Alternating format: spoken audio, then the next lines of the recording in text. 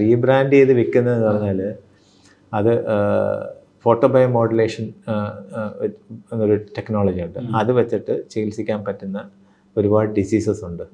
അതിനെയൊക്കെ ഉള്ള രീതിയിലുള്ള ഡിവൈസസ് ആണ് മോസ്റ്റ്ലി അതിൻ്റെ അകത്തുള്ളത്. ആ ഡിവൈസ് അഫോർഡബിൾ ആയിട്ട് പുറത്ത് കിട്ടുന്നതുകൊണ്ട് അത് വാങ്ങിച്ച് വിൽക്കാൻ ഉദ്ദേശിച്ചത് അതുകൊണ്ടാണ്.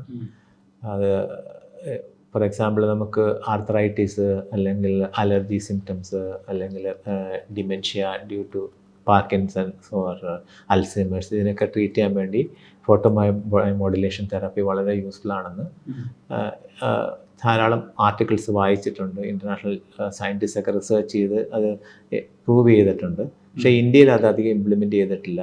ഞാൻ തന്നെ ഇവിടെ നേരത്തെ തന്നെ ഒരു പ്രപ്പോസൽ ഇതിനു വേണ്ടി ഒരുപാട് ട്രൈ ചെയ്താണ്. എനിക്ക് ഫണ്ടിങ് കിട്ടിയില്ല. പ്രത്യേകിച്ച് brain modulation, photobiomodulation of brain എന്ന് പറഞ്ഞിട്ട്. അപ്പോൾ ആ ഫീൽഡിൽ നല്ലതാണെന്ന് കരുതിയിട്ട് ഇപ്പം ഞങ്ങൾ തന്നെ സ്വന്തമായിട്ട് ഡിവൈസ് ഡെവലപ്പ് ചെയ്യുന്നുണ്ട്. ഈ വാങ്ങുന്നതൊക്കെ കൊച്ചു കൊച്ചു കാര്യങ്ങൾക്ക് വേണ്ടി ഇമ്മീഡിയറ്റ് ആയിട്ട് വേണ്ടി ഈ പെയിൻ റിലീഫ്, ഇൻഫ്ലമേഷൻ കുറയ്ക്കുക, അതിന് വേണ്ടിയുള്ള ഡിവൈസൊക്കെയാണ് നമ്മൾ കൂടുതലും വാങ്ങി വയ്ക്കുന്നത്. അത് അഫോർഡബിൾ ആയതുകൊണ്ടാണ് ചെയ്യുന്നത്. ആൾക്കാർക്ക് ബെനിഫിറ്റ് ഉണ്ടാകും. പക്ഷേ എല്ലാവരും അറിഞ്ഞു വന്ന് വാങ്ങുന്നില്ല എന്നുള്ളൊരു പ്രശ്നമുണ്ട്. ആർക്കും അറിയില്ല ഇങ്ങനൊരു പോസിബിലിറ്റി ഉണ്ട്. ഇപ്പം ഫിസിയോതെറാപ്പിക്കാണെങ്കിൽ ഇങ്ങനെ ഡിവൈസ് ഉപയോഗിച്ചിട്ട് നമുക്ക് ഈ joint pain, joint movement, flexibility കൂട്ടുക അങ്ങനെയൊക്കെയുള്ള ആവശ്യം ഉപയോഗിക്കാൻ പറ്റുന്നതാണ്. ഞങ്ങൾ ഒന്നുകൂടി മാർക്കറ്റിംഗ് സ്ട്രെങ്തൻ ചെയ്തിട്ട് ഇതൊക്കെ കുറച്ചുകൂടി ഒന്ന് മാർക്കറ്റ് ചെയ്യണമെന്നുണ്ട്.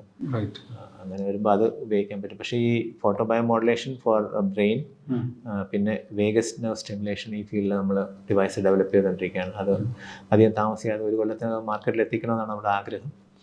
അതുകൊണ്ട് അലർജി സിംറ്റംസിന് നല്ലതാണ്, ആർത്രൈറ്റിസ് പ്രോബ്ലംസിന് നല്ലതാണ്, മെമ്മറി ലോസ് ഉള്ളവർക്ക് അത് നല്ലതാണ്. അങ്ങനെ ഒരു ലൈഫ് സ്റ്റൈലിലുള്ള ഇമ്പ്രൂവ്മെൻറ്റ് ധാരാളം ഉണ്ടാകാനുള്ള സാധ്യത ഞാൻ കാണുന്നുണ്ട് പലരുടെയും കേസുകളിൽ. ഈ സ്ഥാപനത്തെ സംബന്ധിച്ചിടത്തോളം ഒരു സ്കെയിലപ്പ് പ്ലാനുകൾ എന്ന രീതിയിൽ എന്തൊക്കെയാണുള്ളത്?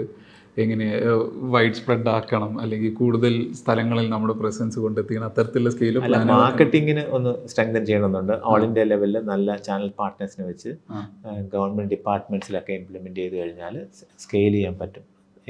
കൂടുതലും ആ ഫീൽഡാണ് അവിടെയാണ് നമുക്ക് കാണുന്നത്. അതായത് അവർക്കാകുമ്പം റീച്ച് ധാരാളമുണ്ട്. ഗവൺമെൻറ് ഹെൽത്ത് ഡിപ്പാർട്ട്മെൻറ്റ്സൊക്കെ റൂറൽ ഏരിയാസിലൊക്കെ അവർക്ക് ഈ കമ്മ്യൂണിറ്റി ഹെൽത്ത് സെൻറ്റേഴ്സൊക്കെ ഉണ്ട്. അത് വഴിയിട്ട് നമ്മുടെ ലാർജർ ഏരിയയിലേക്ക് വൈഡ് സ്പ്രെഡ് ആയിട്ട് നമ്മൾ ഇംപ്ലിമെൻറ്റ് ചെയ്യാൻ വേണ്ടിയുള്ള സ്കീംസ് കൊണ്ടുവന്ന് ഗവൺമെൻറ് വഴി ചാനൽ ചെയ്ത് കഴിഞ്ഞാൽ കൂടുതൽ ഡിവൈസ് വിൽക്കാനും പറ്റും, കൂടുതൽ റവന്യൂ ഉണ്ടാക്കാനും പറ്റും, കമ്പനിക്ക് ഗ്രോ ചെയ്യാൻ പറ്റും. അങ്ങനെ വരുമ്പോൾ നല്ല രീതിയിൽ ആൾക്കാർക്ക് ബെനിഫിറ്റും ഉണ്ടാകും. അതുവേണ്ടി പല ഗവൺമെൻറ് ഡിപ്പാർട്ട്മെൻറ്റ് നമ്മൾ ഗോവയിൽ ട്രൈ ചെയ്തിട്ടുണ്ട്.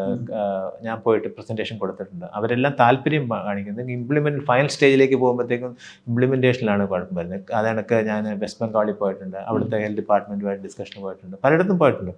പക്ഷേ എല്ലാവർക്കും അത് എന്തുകൊണ്ടോ എനിക്കറിയില്ല, അത് ലാസ്റ്റ് സ്റ്റേജിലേക്ക് റോൾ ഔട്ട് ചെയ്ത് വരുന്നില്ല. പക്ഷേ അരുണാചൽ പ്രദേശിൽ ഞങ്ങളൊരു സ്ക്രീനിങ് പ്രോഗ്രാം ഒരു 1.5 കൊല്ലം ചെയ്തിട്ടുണ്ട്.